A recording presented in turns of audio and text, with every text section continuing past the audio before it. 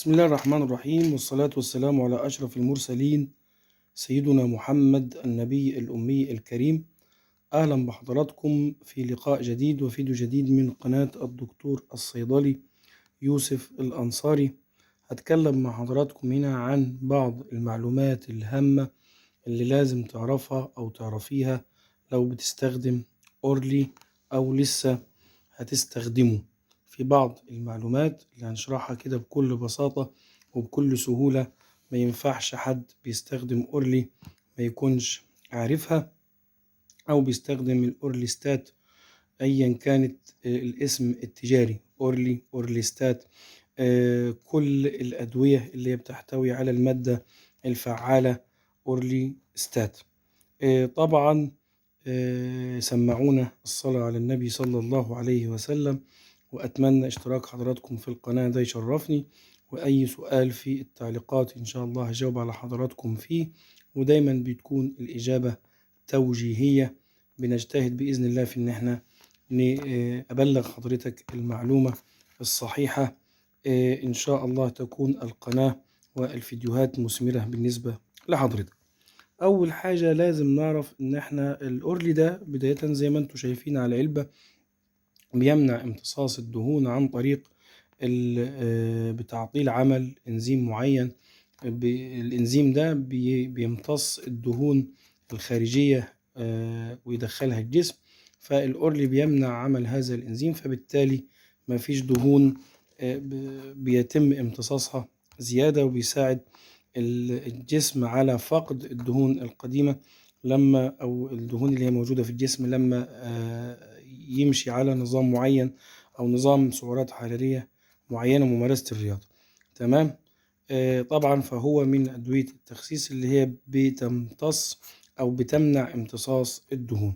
فلازم أول حاجة لازم تعرفها إنك أنت لازم مع الأورلي تمشي على برنامج غذائي بيبقى النشويات فيه قليلة جدا، وبنكتر من الخضار المسلوق، ولما بتجوع بعد كده بتتناول الفاكهة وبتتجنب الحاجات اللي هي بتحتوي على دهون بين الوجبات زي الشاي والبسكويت والكلام ده والوجبات الخارجية. تمام. لازم برضو يكون في ممارسة للمشي مع استخدام الأورلي. تالت حاجة لازم الأورلي بيكون كبسولة 3 مرات يوميا على الوجبات، يعني مع الفطار مع الغداء مع العشاء، عشان يبقى في توزيع للوجبات وتوزيع لمنع امتصاص الدهون. طبعا بيتاخد يا إما قبل الأكل بساعة، إما أثناء الأكل، يا إما بعد الأكل مباشرة، عشان محدش ينسى. لازم يكون ال3 وجبات متوازنة، ولو في وجبة ما فيهاش دهون ما ممكن ما أخدش الأورلي. رابع حاجة لازم تعرفوها إن أنا ما ينفعش أزود عن 3 كبسولات. تمام. بالنسبة أنا هخسر قد إيه في الشهر؟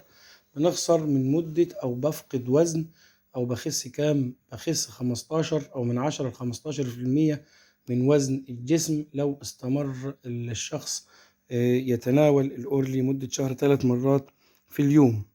لازم أخلي بالي من البراز الدهني اللي بينزل مع استخدام الأورليستات، وده ممكن يكون مؤذي أو مش متناسب مع مرضى البواسير.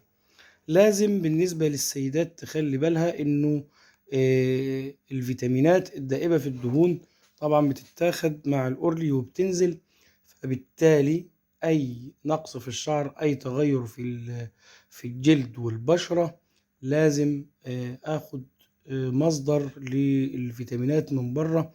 ولازم يكون ما بين تناول الفيتامين ما بين الأورلي ساعة على الأقل، لأن كمان الأورلي بيمنع امتصاص هذه الفيتامينات، فبالتالي ما استفدتش حاجة لو خدتهم في نفس الوقت بتاع الأورلي. فإذا لو أنت بتاخدي أورلي شعرك وجع، البشرة تأثرت، اعرفي جيدا إنك أنت فقدتي جزء كبير من الفيتامينات، فلازم تعوضيه.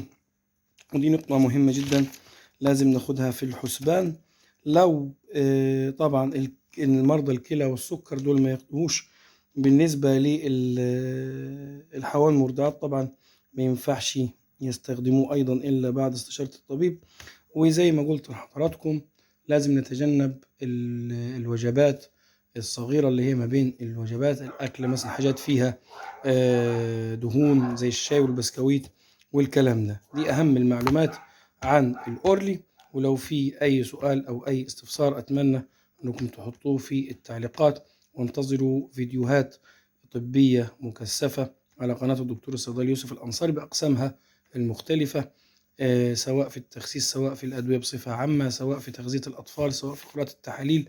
وبتشرف أيضا لو حد حابب يتواصل في الاستفسارات على الواتس، ونعمل إن شاء الله جروب عشان ندعم القناة، لأن اشتراككم يا جماعة في القناة يهمني جدا جدا.